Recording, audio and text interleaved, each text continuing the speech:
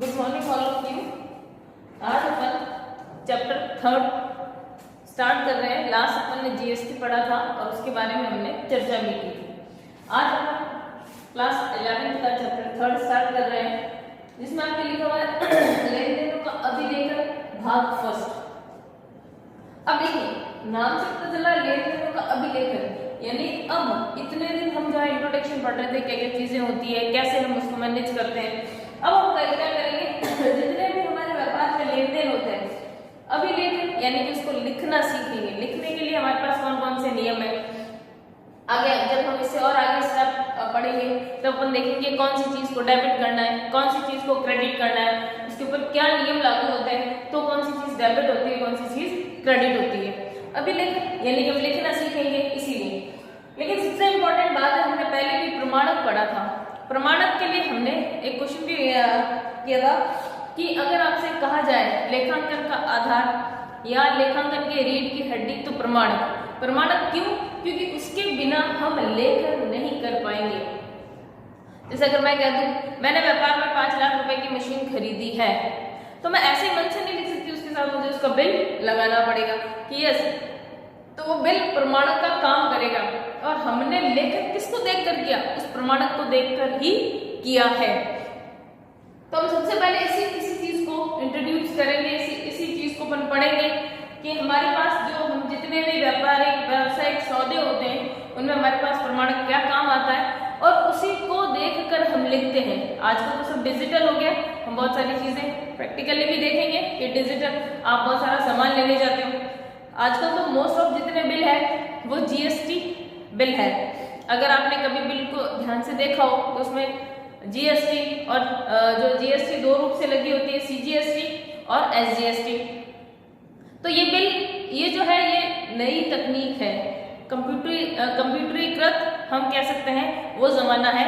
इसलिए आजकल most of थोड़ी सी भी अगर आपको ढंग की दुकान दिखती है तो वहां पर आपको बिल कंप्यूटर से मिलता है। चलिए आगे हम पढ़ते हैं। क्या है? सबसे पहले व्यावसायिक सौदे व स्रोत का प्रलेखन क्या है? देखो, स्रोत प्रलेख क्या होता है? कह रहा है किसी भी व्यवहार का लिखित रूप जो होता है वो हमारे पास क्या कहलाता है? स्रोत प्रलेख। स्रोत प्रलेख का यानी कि वो हमारे पास वो डॉक्यूमेंट जिसको देखकर हम लेखा करेंगे, और वो सारे डॉक्यूमेंट क्या होते हैं? प्रमाणक। वाउचर जिसको आप कह सकते हो, ठीक है, इनडायरेक्टली क्या कह सकते हो?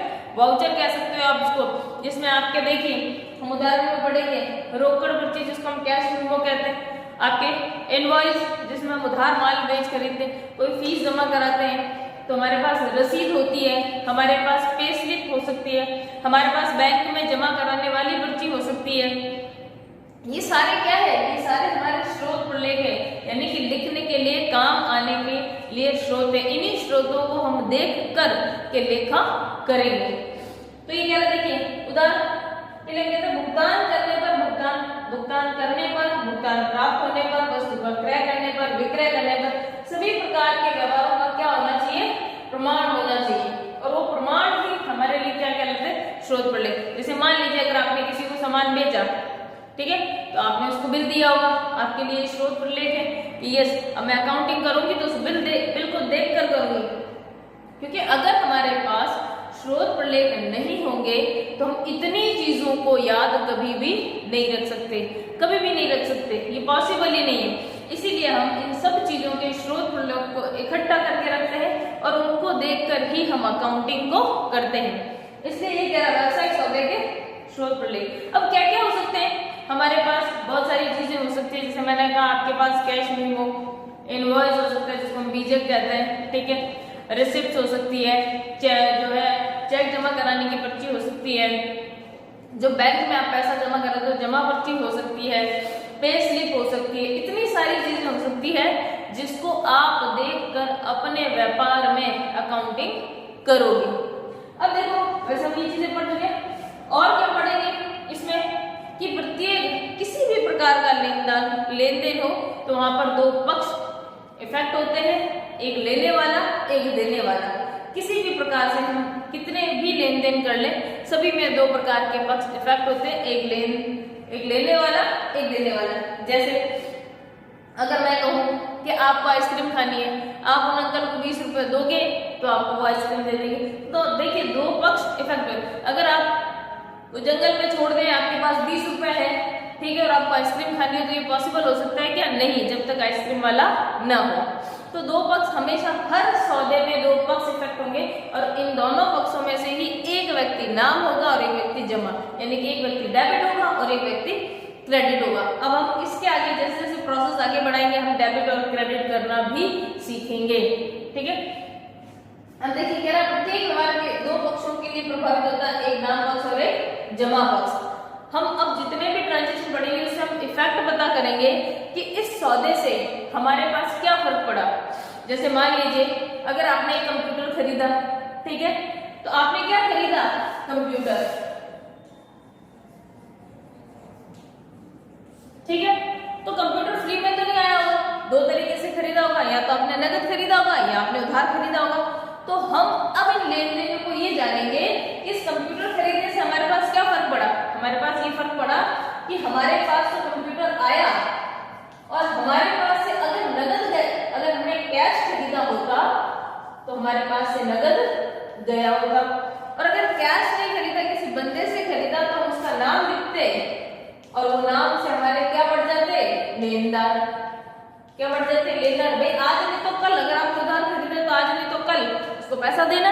इसका मतलब हमारे व्यवसाय में कौन क्रिएट हो गया? लेनदार जो है वो उत्पन्न हो गए। तो ऐसे ही हम ये सारी चीजें कहाँ से पता लगाएंगे? सभी के सभी स्रोत प्रलेख से। हमारे पास जो प्रमाणक होंगे व्यवहारों के, जो हमने सौदे किए उसके, उसी से हम पता लगाएंगे कि किसको हम डेबिट करें और किसको हम क्रेडिट करें। इसके आगे अपन रूल पढ़ेंगे बहुत सारे कि कौन कौन सी चीजें जो है डेबिट कर दें। और सबसे बड़ी बात, इफेक्ट भी देखेंगे।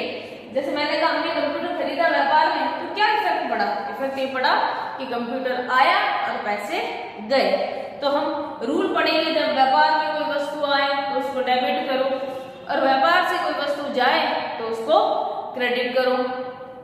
तो हमारे पास देखो, अगर हम इसकी एंट्री करते तो हम इसकी एंट्री करते computer account debit to cash. अगर नगद देते तो टू कैश, और अगर हम किसी संस्था से या किसी व्यक्ति से उधार लेते तो कैश की जगह उसका नाम आ जाता। हम एंट्री कर देते, अगर राम से खरीदते हम एंट्री करते computer account debit to Ram. अगर नगद खरीदा तो computer account debit to cash. जब हमारे पास ट्रांजैक्शन कैश में होता है तो हमें किसी भी व्यक्ति को नाम लिखने की आवश्यकता नहीं है। क्यों नहीं है? क्योंकि हमें नाम याद रखना ही नहीं, हमारे पास तो पैसे हैं। अगर आपने खुद ने देखा होगा, जब आप एक किराने की दुकान पर जाते हो और अगर आपका वहां खाता चलता है और अगर आप कोई चीज पैसे दे के लाते हो तो क्या अंकल जी लिखते हैं क्या डायरी में? नहीं लिखते हैं। लेकिन अगर आप उधार लाए हो तो जरूर अंकल जी आपके वो जो डायरी वाला पन्ना खोलेंगे और उसमें लिखेंगे इतने रुपए का उधार सामान है। तो इसीलिए जब भी हम उधार का ट्रांजेक्शन करते हैं तो व्यक्ति का या संस्था का नाम आता है, लेकिन अगर नगद करते हैं तो कैश लिखा जाता है, किसी भी व्यक्ति या संस्था का नाम नहीं आता है। अब देखिए हमने ये ट्रांजेक्शन की बात कर ली, आगे हम पढ़ेंगे। आपकी बुक्स में बहुत सारे प्रारूप दे रखे हैं। जैसे ये जो प्रारूप के पैटर्न है ये बहुत पुराने भी हैं। आजकल के जो प्रारूप के पैटर्न है वो थोड़े अलग टाइप के भी है, अलग अलग बिल निकलते हैं। हम बात करते हैं प्रमाणक के प्रारूप की। तो अगर हम लीगली देखें तो गवर्नमेंट ने प्रमाणक का कोई भी प्रारूप तय नहीं किया होगा। अगर आप 10 दुकान से यानी 10 तरह की दुकानों से सामान खरीद के लाते हो और उन 10 दुकान के बिल रखना पास में, आपको पता चलेगा प्रत्येक दुकान के बिल का फॉर्मेट अलग अलग है। ठीक है, प्रत्येक दुकान के बिल का फॉर्मेट कैसा है? अलग अलग है। कोई डिजिटल दे रहा है, कोई नॉर्मली हाथ से लिख के दे रहा है, कोई फॉर्मेट में पर्टिकुलर वर्ड यूज कर रहा है, कोई फॉर्मेट में डिस्क्रिप्शन वर्ड यूज कर रहा है, कोई क्वांटिटी लिख रहा है, कोई विवरण लिख रहा है। यानी कि हर एक का बिल आपको अलग तरीके से अलग फॉर्मेट में मिल जाएगा। तो इसलिए हम एक फिक्स फॉर्मेट को याद नहीं कर सकते, ना उसको ये कह सकते यस बिल इस फॉर्मेट में होना चाहिए, ऐसा कहीं नहीं। आप खुद अपने स्कूल की रसीद देख ले और अन्य स्कूल की रसीद देख ले, उसमें भी फर्क होगा। आपके स्कूल की रसीद जो छप रही है, आपको जो फीस जमा कराने के बदले मिलती है, उसकी रसीद देखें। आपके भाई बहन या अदर कोई अड़ोसी पड़ोसी है, उन्होंने अगर फीस जमा कराई स्कूल में, उसकी रसीद देखें। सबकी अलग अलग है, क्योंकि हमारे पास लीगल ने या गवर्नमेंट ने या इनकम टैक्स डिपार्टमेंट ने, किसी भी डिपार्टमेंट ने प्रमाणक का प्रारूप तय नहीं किया। आपको जैसी सुविधा है वैसे रख सकते हैं। एक और बात, हमारे पास मोस्ट ऑफ प्रमाणक के जितने भी प्रारूप होते हैं उनके बिलों के कलर हमेशा लाइट कलर रहेंगे। मोस्ट ऑफ तो व्हाइट होता ही है, लाइट कलर मतलब light pink, light green, light yellow और व्हाइट। आपने मोस्ट ऑफ 4 देखा होगा। क्यों होता है लाइट? ताकि इसमें छपे हुए अमाउंट आपको क्लियर साफ दिखाई दे सके, इसलिए। ये भी आपसे नॉर्मली पूछा जा सकता है कि उनके कलर ऐसे ही क्यों होते हैं, ताकि इन कलर में लिखे गए अक्षर आपको बिल्कुल क्लियर दिखते हैं, इसलिए। मोस्ट ऑफ आप देखोगे व्हाइट, जैसे अगर आप कभी बिग बाजार गए हो तो आपको ऐसे लंबा सा टिक टिक टिक ऐसी पर्ची निकल के दिखती है, ठीक है। अगर आप अन्य किसी से खरीदते हो तो आपको बिल मिलता है, तो इसलिए हम कह नहीं सकते कि उसका प्रारूप फिक्स है, लेकिन हाँ कुछ चीजें फिक्स है, कुछ चीजें उसमें फिक्स है। जैसे प्रमाणक का प्रारूप अगर हम बताएं, सबसे पहले फर्म का नाम। अगर आप कभी नेशनल हैंडरूम गए हो तो उसके बिल को जरा गौर से देखना, ऊपर लिखा होता है नेशनल हैंडरूम, ठीक है। डेट लिखी होती है, दिनांक लिखी होती है उसमें। प्रमाणक या वाउचर का हम कह सकते हैं नंबर लिख सकता है, नाम लिख सकता है किसी चीज का, किसी संस्था का, क्रम संख्या 1 2 3 लिखा होता है। अगर कोडिंग सिस्टम चल रहा है उनकी शॉप पे तो कोडिंग चलती है। विवरण डिस्क्रिप्शन लिखा होता है, आपने क्या खरीदा, सर फेयर एंड लवली, ठीक है, बॉर्नविटा जो भी खरीदा XYZ, अमाउंट लिखा होता है। फिर यहाँ इंटू करके भी लिखा होता है। जैसे मान लीजिए एक चीज 50 रुपए की है, क्वांटिटी में लिखा होता है आपके कि आपने 2 खरीदी 3 खरीदी, तो राशि में आपने लिखा होता है, रेट में लिखा होता है 50 रुपए, क्वांटिटी में लिखा होता है 2, तो 50 × 2 बराबर 100 रुपए, वो टोटल अमाउंट में लिखा होता है। इसीलिए हम ये नहीं कह सकते कि कहीं फॉर्मेट फिक्स है, लेकिन हाँ आपको जानकारी यही मिलेगी। उसमें फर्म का नाम लिखा होगा, डेट लिखी होगी, क्वांटिटी लिखी होगी, जो क्रम सीरियल नंबर लिखा होगा, ठीक है, रेट, फिर क्वांटिटी और टोटल अमाउंट, ये सारी चीजें आपके। प्लस आज के जो हम बिल देखेंगे उसमें जीएसटी भी लगा हुआ होगा। अगर जीएसटी लगा है तो ऊपर लिखा हुआ जीएसटी इनवॉइस, ठीक है। मैं आपको 2 बिल भी बता सकती हूँ, ये देखो प्रैक्टिकली अगर हम देखें ये देखिए, ठीक है, लिखा है ऊपर जीएसटी इनवॉइस, ठीक है, कैश का है, इनवॉइस नंबर लिखे हुए हैं, देखो यहाँ पर डेट और विथ टाइम भी लिखा हुआ है। ये देखो आइटम डिस्क्रिप्शन, मैंने कहा हम इसको अकाउंट्स में पर्टिकुलर लिखेंगे। आइटम डिस्क्रिप्शन दे रखा है, देखो आपकी संस्था का या जिस व्यक्ति से हमने ट्रांजेक्शन किया उसका नाम लिख रखा है।